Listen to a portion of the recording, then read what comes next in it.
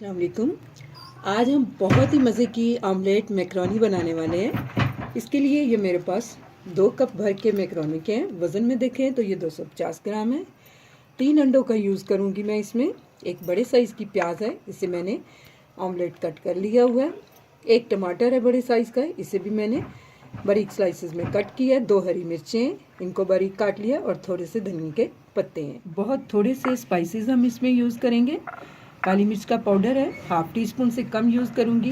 1 pinch मैंने हल्दी का लिया है, और थोड़ी सी मैंने इसमें लाल मिर्च का पाउडर लिया है। नमक अकॉर्डिंग टू टेस्ट यूज़ करेंगे। तो चलिए सबसे पहले हम मैकरोनी को बॉईल कर लेते हैं। पानी में बॉईल आने ही वाला है, तो मैं यहाँ 1 टीस्पून इसमें ऑयल ऐड करूँगी। हाफ टी स्पून मैं इसमें नमक डाल रही हूँ। देखिए पानी उबल चुका है, तो मैं यहाँ इसमें मैकरोनी डाल दूंगी। फौरन इसे हम इस तरह चम्मच से हिला देंगे। मैकरोनी को हम बॉईल होने तक पकने देंगे, इसके बाद दिखाते हैं आपको। मैकरोनी हमारी अच्छे से बॉईल हो चुकी है, तो मैं इसे छान कर इस पर ठंडा पानी गुजारूंगी और इसे साइड पे रख दूंगी। देखिए मैकरोनी को मैंने ठंडे पानी से गुजार लिया। अब ये इस तरह से चिपकेंगी नहीं आपस में, तो इसे हम साइड पे रख देंगे। एक कढ़ाई ली है मैंने, तकरीबन मैं इसमें 4 टेबलस्पून ऑयल के ऐड करूँगी भर के।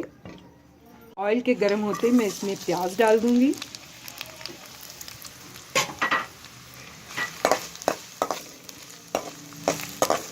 प्याज को हम सॉफ्ट होने देंगे।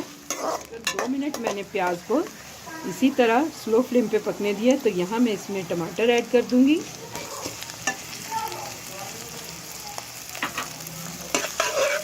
साथ ही यहाँ हम इसमें सब्ज़ मिर्ची ऐड कर देंगे।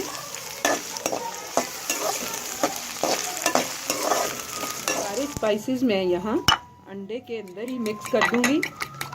अच्छी तरह से इसे मिक्स कर लेने के बाद मैं इसे प्याज और टमाटर में ऐड कर दूँगी।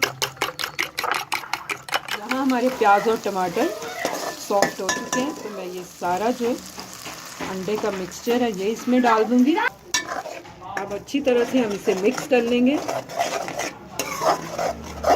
यहाँ आप स्पाइसेस कम या ज़्यादा कर सकते हैं। फ्लेम को थोड़ा मैं बढ़ा दूँगी। ऑमलेट हमारा बहुत अच्छे से रेडी हो चुका है, तो यहाँ मैं इसमें मैकरोनी ऐड कर दूँगी।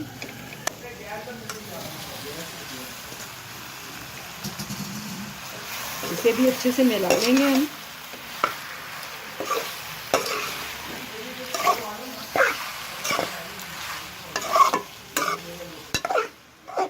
थोड़ा सा धनिया ऐड करेंगे हम।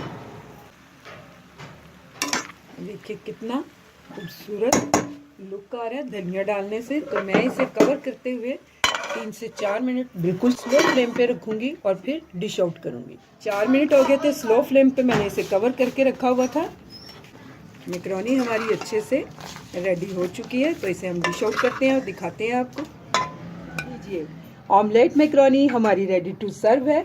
अपनी मनपसंद केचप के साथ इसे सर्व कीजिए। उम्मीद करती हूँ आपको मेरी ये सिंपल सी मैकरोनी की रेसिपी बहुत पसंद आने वाली है। अगर आपको मेरी ये रेसिपी अच्छी लगे तो मेरी रेसिपी के नीचे लाइक का बटन दबाइए, मेरे चैनल को सब्सक्राइब कीजिए। अल्लाह हाफिज़।